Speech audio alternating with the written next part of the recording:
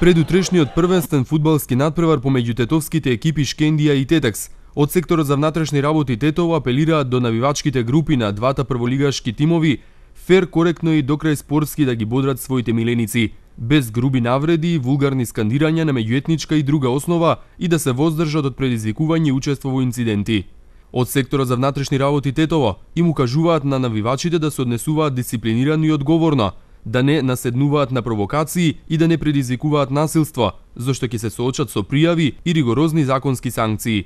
Навивачите кои поединечно или групно ќе иницираат или ќе бидат непосредни учесници во инциденти, ќе бидат пријавени според законот за спречување на насилство и недостојно однесување на спортски надпревари, а зависно од обемот и последиците во инцидентот може да бидат и кривично гонети.